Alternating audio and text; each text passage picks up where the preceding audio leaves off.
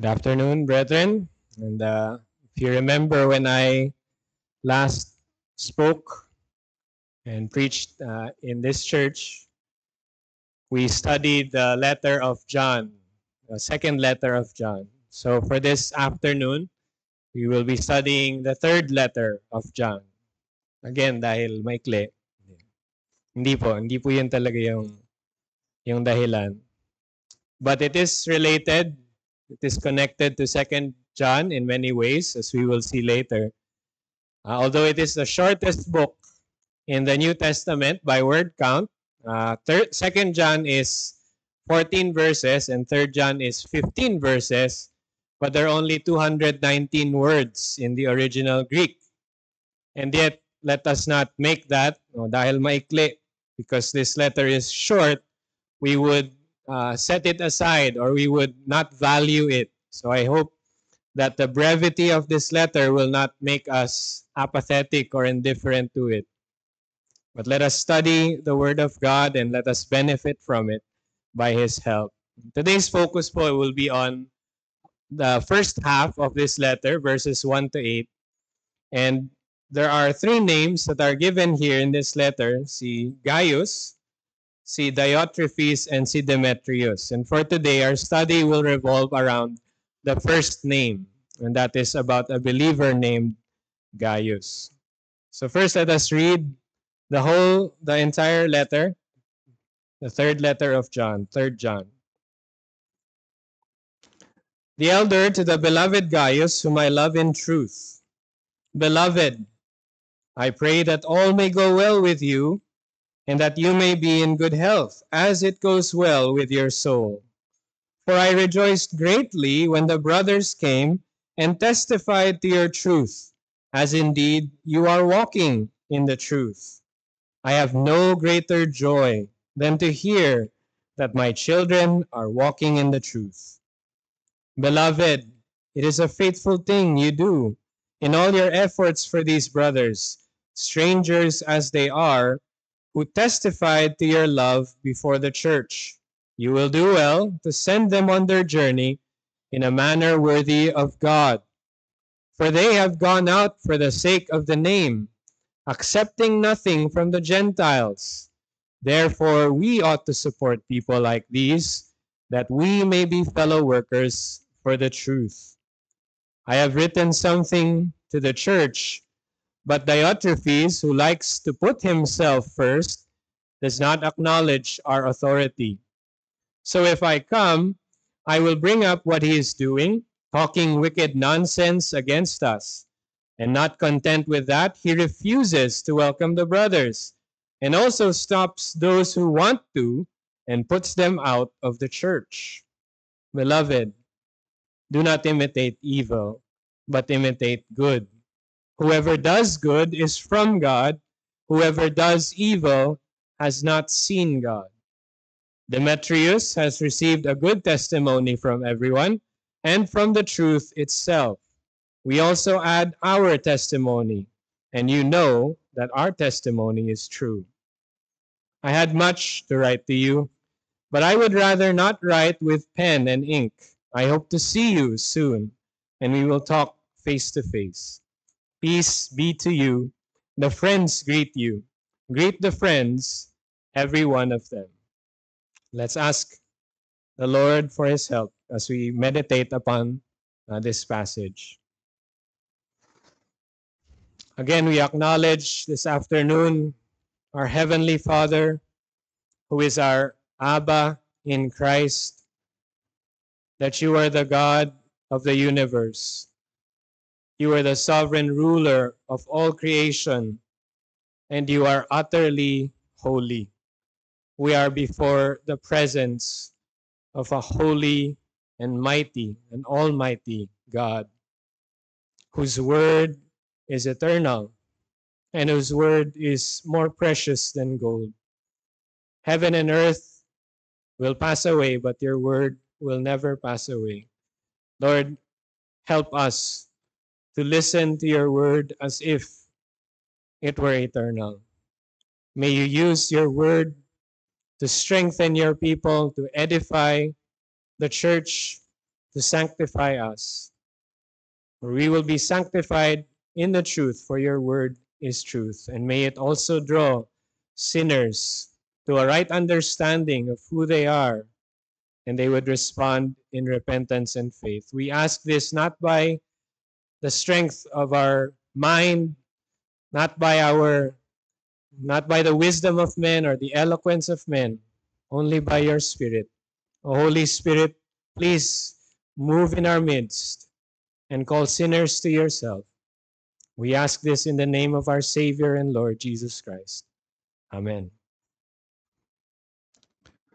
So again, our study is about Gaius, and we read Gaius in the first verse. Sabi doon, the elder to the beloved Gaius, whom I love in the truth. And for today, as we study the first 8 verses, I have decided to divide this section into 3 parts. And the first will be about who Gaius is. Sino ba si Gaius? The second part will be about what he did, ano bang ginawa niya. And the third part is about what we can learn from Gaius. Anong pwede nating matutunan mula sa kanya. So firstly, let us look at who Gaius is. And siguro sa atin, wala namang may pangalan dito na Gaius. But apparently in the Roman Empire, during this time, Gaius was a very common name. In fact, it's the second most common name in that time. And in the Bible, in the New Testament, this name occurs, or we read this name 4 times. There's a Gaius in Acts 19 and Acts 20. There's a Gaius in 1 Corinthians 1, and there's a Gaius in Romans 16. And now, dito sa letter ni John, may isa pang Gaius. So, sino ba to? Is this just one person? Is it 5 different Gaiuses? The answer is we cannot really know for sure dahil nga common ang pangalan na ito. And it's interesting that the name Gaius means to rejoice. Or when we think of the word gay, ngayon, hindi na natin naiisip yung unang ibig sabihin na yun, which is to be happy. But that is the same root. So to rejoice is what the name means. And we read a while ago that John is also rejoicing. But I'm getting ahead of myself. So si Gaius ay hindi natin siya talaga kilala kung sino ba siya. But one thing that we can tell about him is that he is a believer. He is part of this church, probably in Ephesus. And he is described by the elder, who is the Apostle John, in 2 ways. And the first is that he is beloved. Yung sabi niya, the elder to the beloved Gaius. And he uses this word agapetos 4 times in this letter. Think of the word beloved. Di ba parang weird na description yun? If we use the word beloved to our spouse, sa atin na may mga asawa, that would not be much of an issue. No? I've used this, in fact, to address my wife, to make her embarrassed. Pero for me, that's a natural thing to call my wife beloved. But here in our letter, in this letter, John is calling a brother, a fellow believer, as beloved. Kaya natin yun gawin kung magsasabihan tayo dito sa church, beloved. Di ba parang weird pakinggan? And yet John uses this word 4 times in this letter. Siguro dahil weird sa atin ang dating ng beloved is because we have this idea of what that means, yung love. That it is similar to the concept of the world, of what being beloved means, na may kinalaman sa emotions, may kinalaman sa sentiments. But that's not what John means when he uses this word. He continues to address Gaius as the one who is beloved, but also whom I love in truth. So on the one hand, this could mean that what John is saying is, I sincerely love Gaius. And if you read verse 2, yung prayer ni John para kay Gaius, we will see that displayed. Sabi niya sa verse 2, Beloved, I pray that all may go well with you, and that you may be in good health. Some people would use verse 2 actually as a confirmation of the prosperity gospel, or a proof na, ang kalooban talaga ng Panginoon, what God's will is that we would be in good health, and that we would always be in good health. But actually, if we just read and use our comprehension, that's not really what John is saying here. This greeting is a very common greeting, yung first part. I pray that all may go well with you, and that you may be in good health. And in our time, we use a similar greeting, di ba? Kapag tayo ay nagsusulat ng formal na email, for example, or a letter, we use something like, I pray that this letter finds you well. Nagawa niyo na ba yun? So this is similar, but then John adds his own addition dito sa verse 2. Sabi niya, I pray that all may go well with you, and that you may be in good health as it goes well with your soul. So this is the unique part in his greeting, and I think it comes from his genuine love for this brother. And what he is saying here is that just as his soul, just as Gaius' soul is prospering, or commensurate or proportional to his spiritual health, that it would also be good for him. It would also, he would also be healthy physically. And at the very least, John is expressing yung kanyang pastoral concern as an elder, not just for the material or physical needs of this brother, but more especially his spiritual health. But hindi magkahiwalay. So in our prayer meetings, we pray for physical needs, right? We pray for the sick, we pray for those who are looking for employment, and that's not a bad thing, but it should be balanced, hindi ba, with spiritual concerns. And this is what John is showing towards this brother. He is concerned for his soul and for his body. So we can say that John truly and sincerely loves Gaius. But I think when John uses whom I love in truth, John is saying much more than that. And if you remember the study we did in 2 John, you would know what I am leading towards. And it is this, that when John uses whom I love in truth, he is saying that the love that exists between John and Gaius is rooted not in sentiment, not in emotion, not in a romantic even kind of love, but it is rooted in the person of Jesus Christ, their common Lord and Savior. And it is a love that is evidenced by obedience to the teaching of this person, the teaching of Christ and his apostles. So if you would go back with me to 1 John, let's go back to 1 John chapter 3, starting in verse 16. It reads here, 1 John 3:16, by this we know love, that he laid down his life for us, and we ought to lay down our lives for the brothers. But if anyone has the world's goods and sees his brother in need, yet closes his heart against him, how does God's love abide in him? Little children, let us not love in word or talk, but in deed and in truth.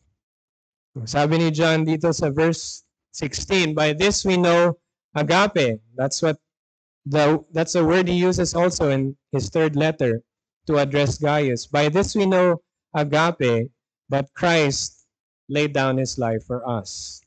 And we must not love just in word or talk. We do love using our mouths and our speech, but also in deed and in truth. And that's what he means when he says, whom I love in truth. It is rooted in Jesus Christ. We know love because Christ revealed his love for us when he died on the cross as a propitiation for our sins. And John is reminding Gaius of this. You are beloved to me, as if John is speaking to Gaius, because you are beloved by Christ, who saved both of us. And this love exists not just between us, but also between the entire universal church. Not only I, sabi niya sa 2 John, to address the elect lady, not only I, but also all who know the truth. So brethren, we should not miss this, because we can apply this to ourselves. Christ laid down his life for you.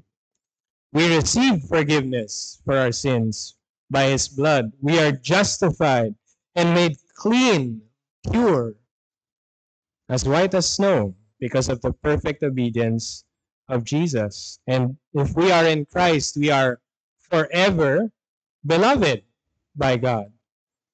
And we are utterly undeserving of it. For by grace you have been saved through faith. And this is not your own doing, it is the gift of God. And that's from Ephesians 2, verse 8. What a privilege to be beloved with this kind of love. So that is the description of Gaius. Firstly, that he is beloved in truth. And secondly, when we get to verses 3 and 4, he is also walking in truth. So that is who Gaius is. He is beloved in truth, and he is also walking in truth.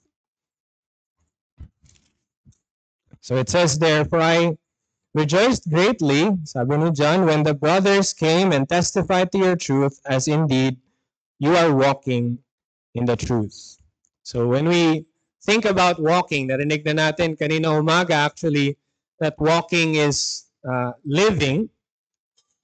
But when I think of walking, I often think of the numerous toddlers and babies that we have in our congregation. And maybe specifically for parents here in attendance. Do you remember that day when you witnessed your child walking for the first time? Do you remember how that felt? Oh, maybe when you're looking back, when your child was still an infant, nandun lang sa crib, hindi makagalaw, kailangan bubuhatin. They're so immobile and so dependent on their parent, but then they progress. As the months progress, you see them maybe starting to use their hands to climb the crib.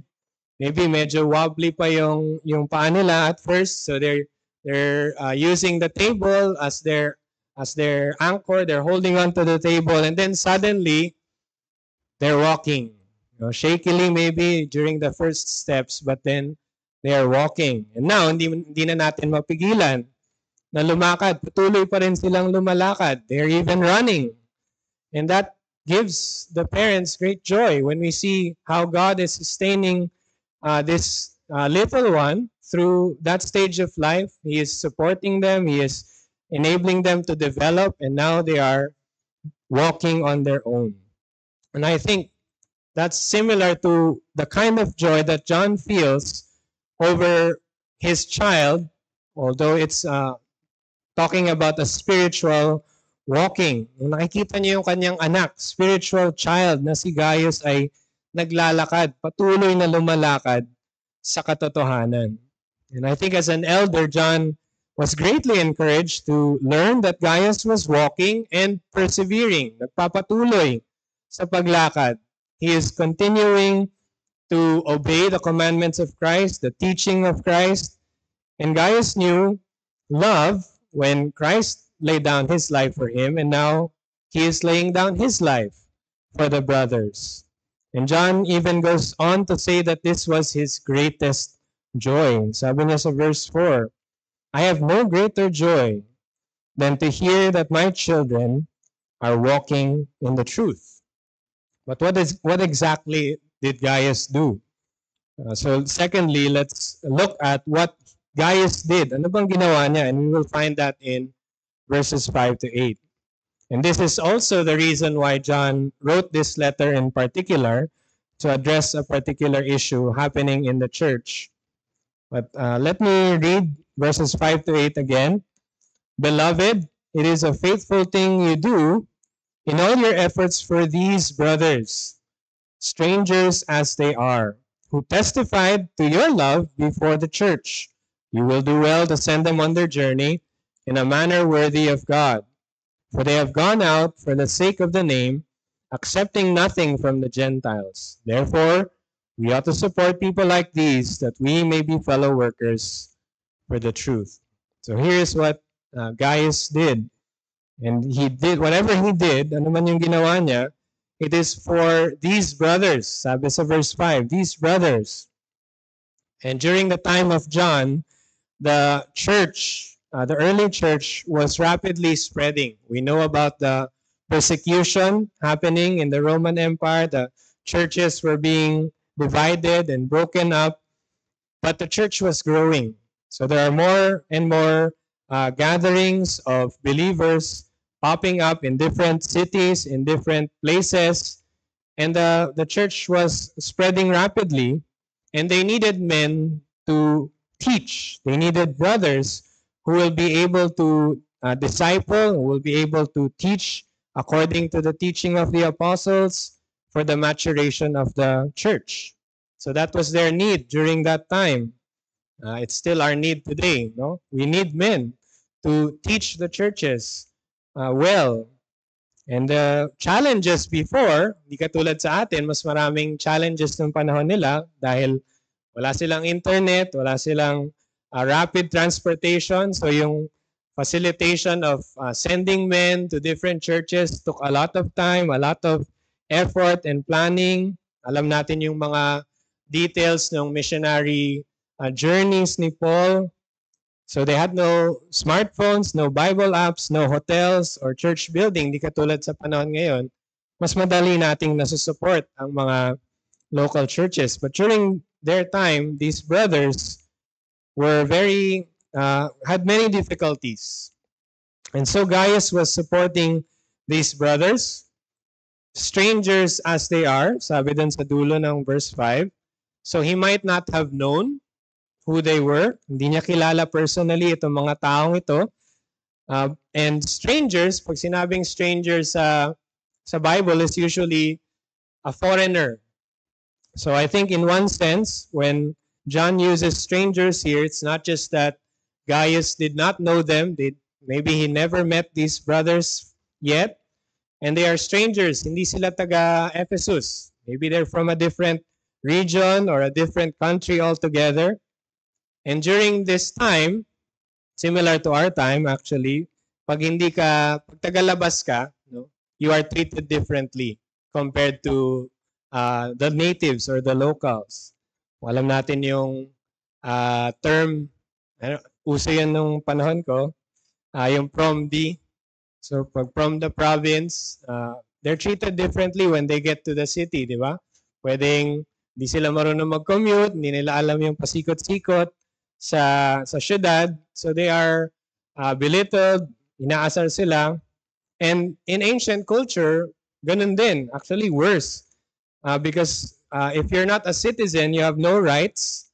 You have nowhere else to stay. Kung wala kang kakilala, sa labas ka matutulog.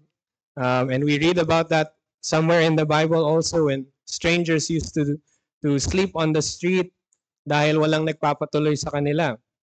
And so these strangers, these brothers were helped by Gaius. He was the one who welcomed them into his home. And he practiced Christian hospitality towards them.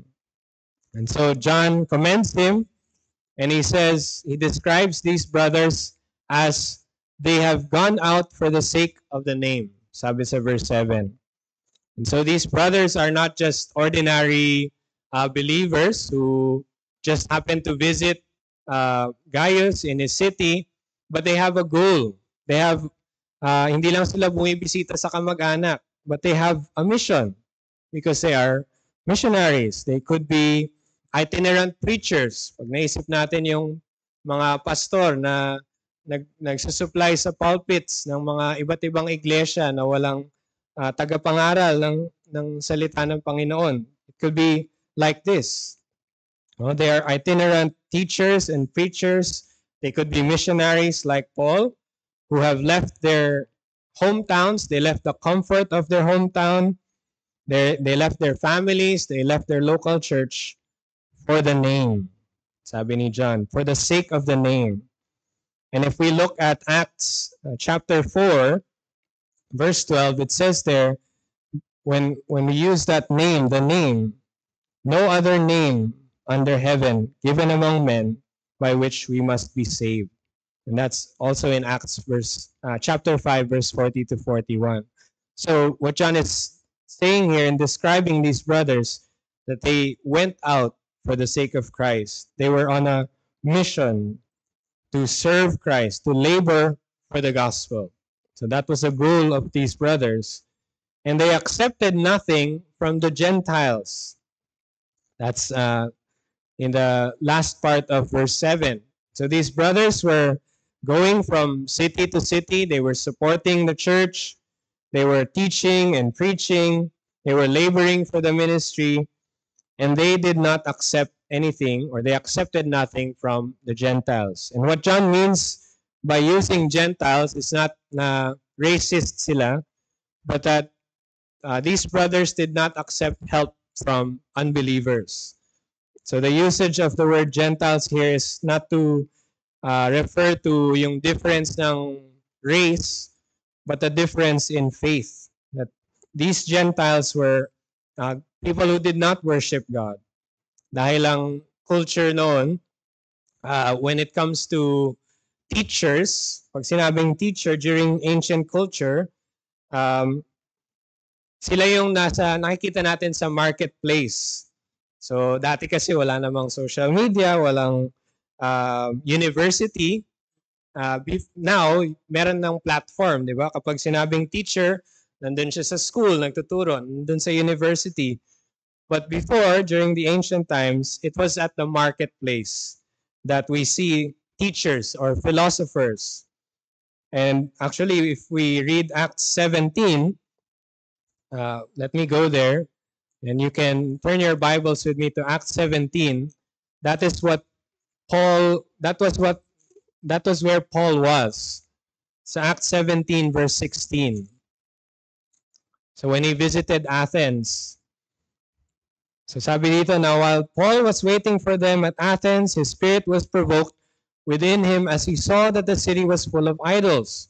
So he reasoned in the synagogue with the Jews and the devout persons, and in the marketplace every day with those who happened to be there. Verse 18, some of the Epicurean and Stoic philosophers also conversed with him. So this is where they were meeting, the philosophers and the teachers.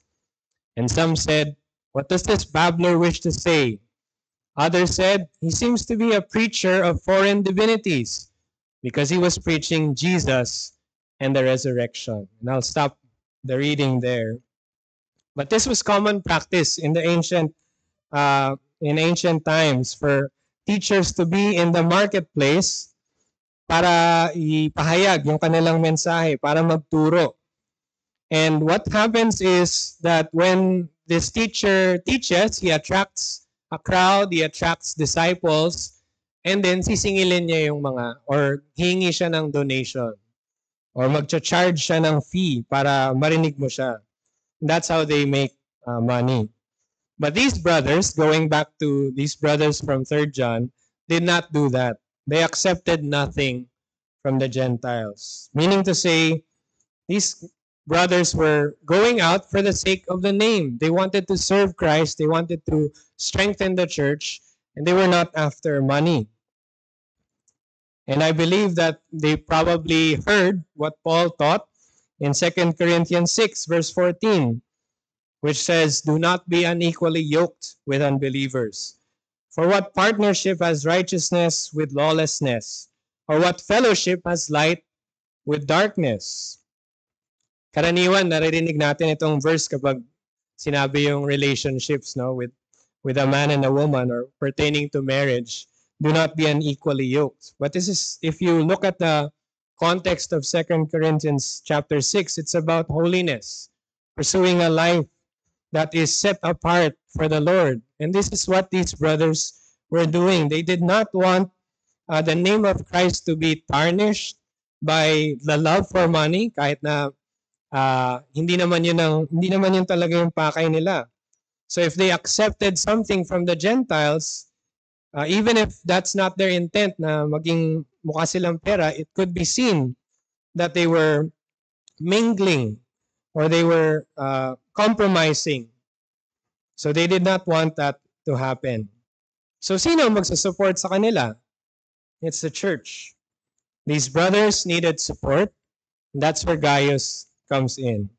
Gaius sought to supply their needs. One commentator puts it this way: Gaius opened his heart, his home, and his hand to these gospel ministers. So these brothers who are strangers in this city, they have gone out for the sake of the name, for the sake of the gospel. They did not accept anything from the Gentiles, but they still had needs. They needed to be supported, and Gaius supported them. And one of the highlights, talking about my recent visit to the US, was how the church there, Trinity Baptist Church, showed this very same kind of hospitality to the pastors and missionaries who attended the conference. So I was a recipient as well, but I was, para ako nanliliit doon dahil hindi naman ako pastor, hindi naman ako missionary, but I also received that warm hospitality and love from these brethren. Members of the church opened their homes and their wallets kasi kailangan mong gumastos, papakainin mo yung mga tao. Patutuloyin mo sila sa iyong bahay, makikigamit sila ng kuryente, and gagamit sila ng resources mo. We stayed there for at least 4 days for the conference, but some people stayed longer, so mas magastos, mas ma-effort.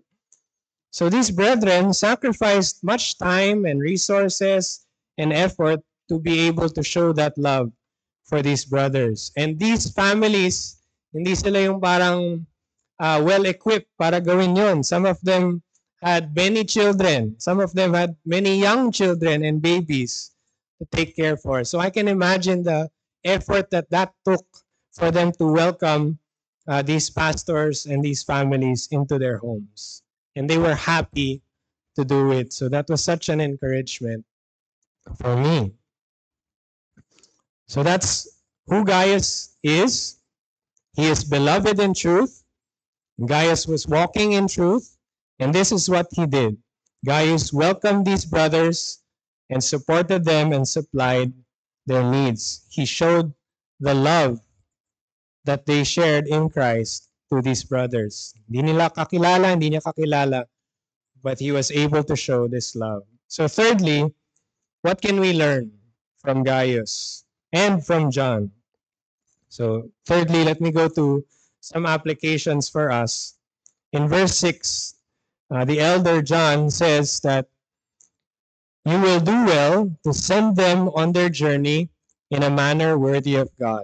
So speaking about Gaius treating these brothers, welcoming them into his home, sabi niya, send them in a manner worthy of God. And the word used by John here, the Greek word propempo, implies that sending is not just parang pinag-pray mo, oh, God bless you, humayo ka na, but the sending here implies supply, a supplying of a traveler going on a journey with enough or ample material provisions to succeed, to reach their destination. And then he uses the plural pronoun in verse 8, we. Sabi niya, therefore, we ought to support people like these, that we may be fellow workers for the truth. So John is not just speaking to Gaius anymore, but he is speaking to the church where this letter was being read. So as one of our applications, reading this letter, how is our church doing as fellow workers for the truth? How is SGC supporting faithful missionaries? With our prayers, yes, but also with our finances. Kumusta tayo doon? And we often mention Matthew 9, verses 37 and 38 sa ating mga prayer meeting. The harvest is plentiful, but the laborers are few. Therefore, pray earnestly to the Lord of the harvest to send out laborers into his harvest. But that prayer should be coupled by glad, gracious, and generous giving to gospel laborers. So the laborers can actually stay in the harvest field. They need to be supported. That support starts with our own pastor, but it should also extend to other faithful gospel ministers outside our local body. And praise God, we have opportunities to do this. We have missionaries na pinagpupray natin. May mga churches tayo na tinutulungan from time to time. But our love and support ought to be in a manner worthy of God, according to the truth of the gospel.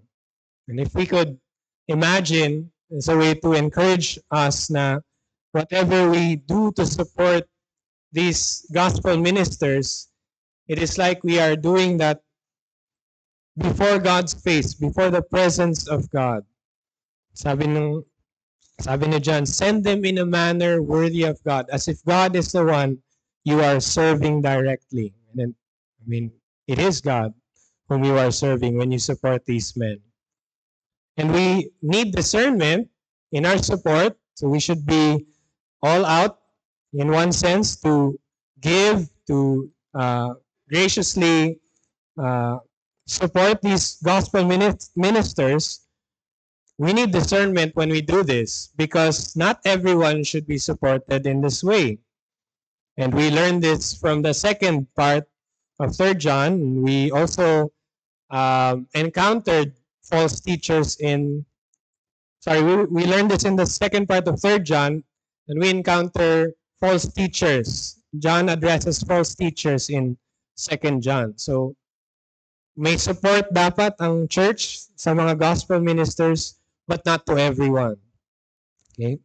But let's ask that question to ourselves. How are we in our supporting, in our being partakers of this ministry, in being fellow workers for the truth?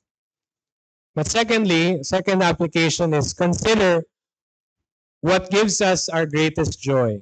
Going back to verse 4, when we read of John describing his children, I have no greater joy than to hear that my children are walking in the truth. There's application here for pastors, or deacons, or church leaders. So Christ led by example in being a servant to his disciples. But it's a reality in our day and age na kapag ikaw ay office bearer, kapag ikaw ay pastor, believers look up to you. Sometimes with admiration, with real encouragement, sometimes with idolatry, given our celebrity culture. So that looking up to, that admiration can feed our pride and our sense of self-importance. So as pastors and deacons and church leaders, maybe preachers, we must guard our hearts vigilantly, that our greatest joy would be found not in our eloquence, not in our influence or prominence or gifts, but that our greatest joy would be to find that children of God, the beloved of God, are walking in the truth. Faithfully pray to have that same heart as in Luke 17 verse 10. So you also, when you have done all that you are commanded, say, we are unworthy servants. We have only done what was our duty. What about the brethren? Do you love your pastor? Do you want to support them in the ministry aside from material support? Do you want to increase your pastor's joy? Well, the answer is here. Walk in the truth of Christ. Walk in holiness. Your personal spiritual health, we might not know exactly how you are doing in that regard, but if your pastor sees that you are walking in truth, you will increase his joy. What about parents? May application din dito for parents, although if you listen to our Sunday school this morning, I believe that's a very appropriate and good application already, a good challenge for us. What gives us our greatest joy as parents? And karaniwan, di ba, yung goal ng isang parent ay makagraduate ang kanyang anak, makahanap ng magandang trabaho, to be financially secure, to find a lifetime partner, a family of their own, whatever. These are important things, but is that our greatest joy? Our greatest joy should be seeing our children walking in the truth of God's word. Are we taking practical steps to teach and admonish our children in the fear of the Lord? If that is really our greatest joy, anong ginagawa natin daily or regularly sa ating pamilya for that goal, for that joy to be present or to be cultivated? So sinabi sa atin kanina ng ating pastor, yung catechizing our children. Hindi ko to personal na hugot. I'm very encouraged to hear that this morning, that we ought to catechize our children. We ought to teach our children to memorize Scripture. But that also means we as parents should also memorize Scripture. What about our devotions in the family? Kumusta ang ating family devotions? Is it consistent? Is it vibrant? Is it done in faith, or is it dry and mechanical? What about our personal devotions?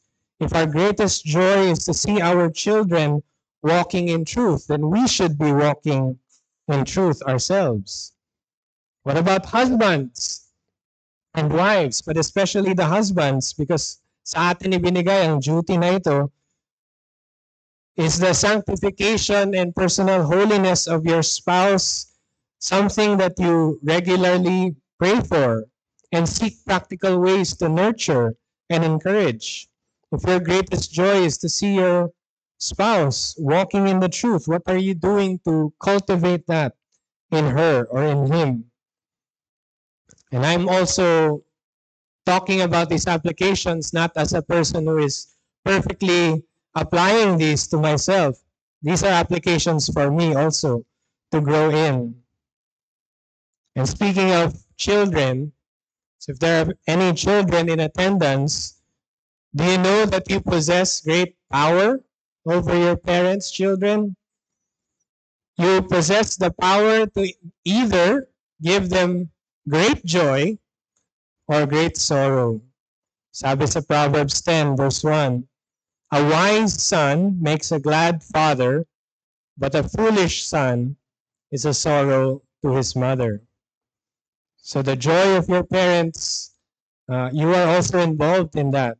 Are you listening to God's word being taught to you by your parents, or are you ignoring it in foolishness? And lastly, for those who do not know Christ, I hope as we went through this first part of the letter of John, that you see here what true love looks like. It is not a love that is found in any place or anything in this world. 1 John chapter 4 verse 9 to 10 says, in this the love of God was made manifest among us, that God sent his only Son into the world, that we might live through him. In this is love, not that we loved God, but that he loved us and sent his Son to be the propitiation for our sins. If your greatest joy in life has everything to do with you and nothing at all to do with God, I guarantee you, you will discover that is no joy at all. It is empty and false and a lie. So come to the Word of God instead, for there you will see Christ and the cross. Come to King Jesus in repentance and faith, and experience the full payment for the penalty of your sins and new abundant life. For it is in the presence of God that there is fullness of joy. Let's pray.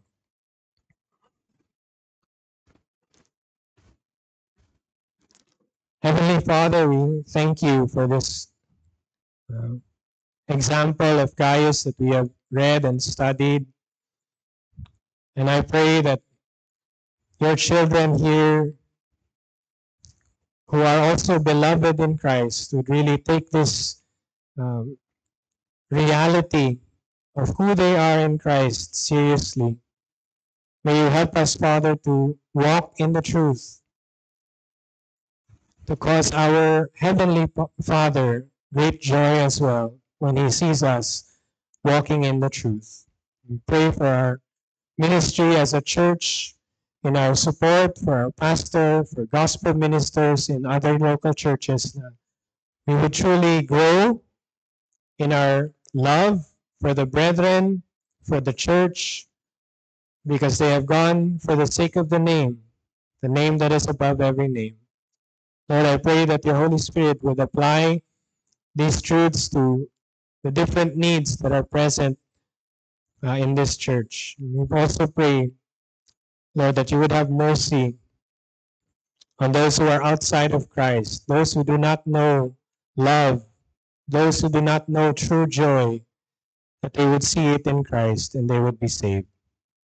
Use your word, Father. We know that your word will not return empty. We pray this in the name of Jesus. Amen.